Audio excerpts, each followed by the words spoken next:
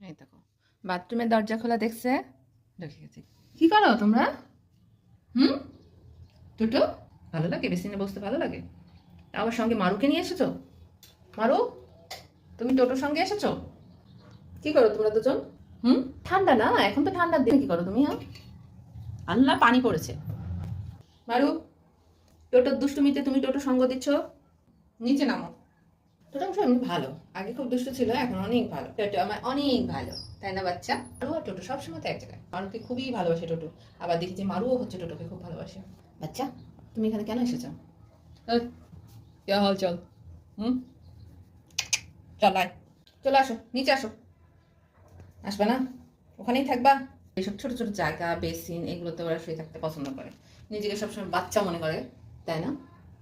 তুমি বাচ্চা, ভয়ে চোখটা ঝুলিয়ে রেখেছে। ওরে ছোনা বাচ্চা, থাকো।